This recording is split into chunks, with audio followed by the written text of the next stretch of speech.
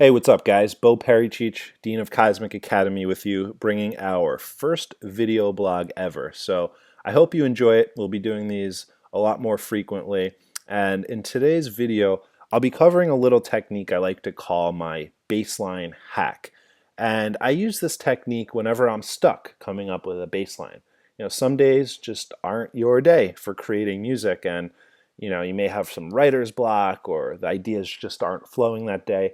That shouldn't keep you and prevent you from creating some great ideas. So using this technique, you can sort of circumvent that writer's block and hopefully come up with some cool sounding bass lines that will potentially lead to finished tracks. So the way we set it up is pretty simple. I'm going to go through it track by track. Down here, track 3, we very simply have a kick drum. And up here I have a bass line, and it's not really a bass line. Well, it will end up being one, but for now, if you take a look, it's just one really long sustained note. And I'm using Spire, which is a great synth made by Revealed Sound. If you haven't checked it out, I highly suggest doing so. It's really awesome. And when I hit play here, I'm just going to solo the track. You're just going to hear a really long sustained note. And that's actually what we're going to start with. Also going to put a low pass filter on here, so I just get that sub bass, and I'm going to cut away some of the higher frequencies. So we'll have a nice low rumble here.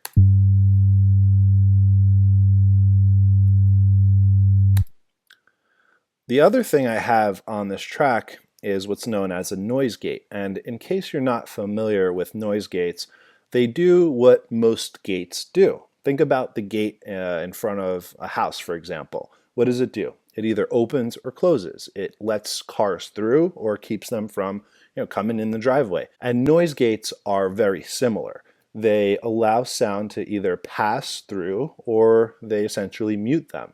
And the way they determine when to let a sound through is using the threshold. If a signal is above the threshold, the noise gate will open up. And if the signal is below the threshold, the noise gate will essentially mute. Now, the cool thing about noise gates is that you can also sidechain different tracks into them. So you'll notice here on the top right, I have my sidechain. So currently, I have this noise gate looking to bus 1 for its trigger, the sound that's going to determine whether it opens or closes. The noise gate itself is still on the bass sound, so don't confuse the two. While the noise gate is on the bass sound, it'll be looking to another track to determine when to open and close.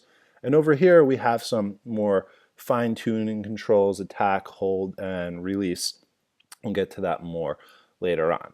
And on track 1, I have a sampler known as Geist. And I've currently queued up a bunch of loops. They're being triggered internally via the step sequencer, which is why you don't see any MIDI information in my arrange window. But when I hit play, you'll be able to hear the different loops play. So essentially what I've done here is I've sidechained the loop to feed into the noise gate on the bass. And I'm going to turn the noise gate on, and I've also thrown an LFO tools, which is going to essentially act as our sidechain, so we get that sort of pulsating, pumping feel. And now all I'm going to do is hit play. I'm going to start browsing through different loops. And depending on the loop that we choose, it's going to change when the noise gate opens and closes, when it allows bits and pieces of that bass through, and you'll quickly start to hear different sounding bass patterns. And this is a really quick technique just to get some bass lines and some bass ideas down. So what I'm going to do is simply hit play, and as things are playing, I'll start changing my loops, muting and unmuting different loops that I have in here, and take a listen to how the bass line changes. So right now we don't hear any sub bass because there's no loop triggering the noise gate to open. Right now the noise gate is closed on the sub bass, which is why we can't hear it. But as soon as I unmute one of these loops, we'll start to hear it.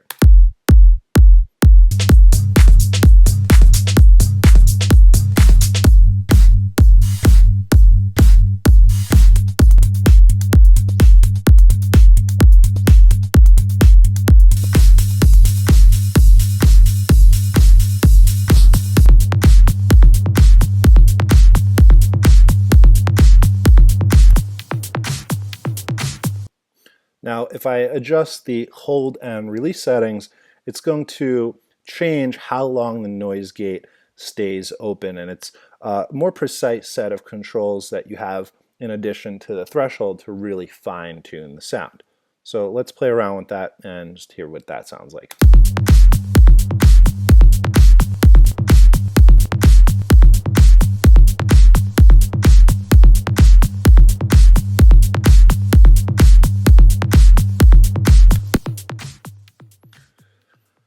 And there you have it. You can also, if you'd like, you may be wondering, how do you change, your bass notes? Same thing, same way you normally would. You would just change the bass notes here, and you'll hear them change in the actual track.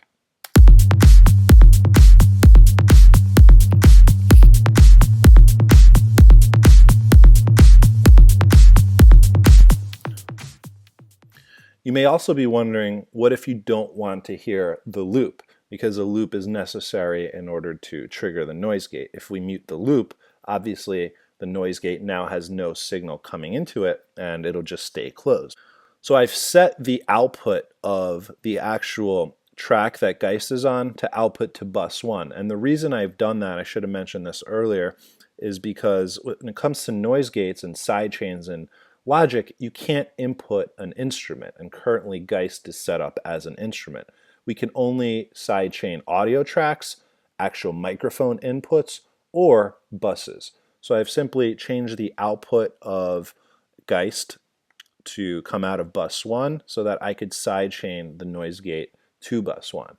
However, if I don't want to hear the loop but still have it feed into the noise gate, on the actual bus itself, on bus 1, which is right here, I could simply set the output to no output.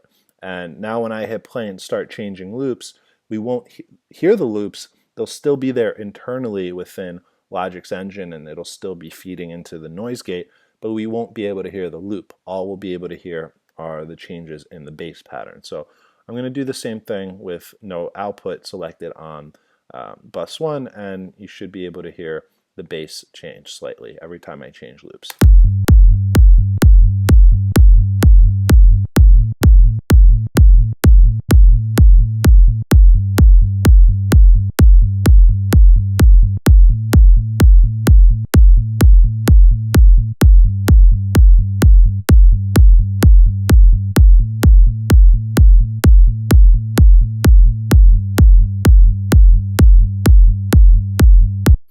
And there you have it. That's my quick little bassline hack. So whenever you're stuck on ideas when it comes to your basslines, hopefully this can help you get you out of your funk and continuing to make some kick-ass tracks. So hope you enjoyed this. If you guys have any questions or comments or even requests, just shoot me an email, bo@cosmicacademy.com, and I'll make sure to write you back and maybe even create a video based on your feedback. So until next time, take care, guys.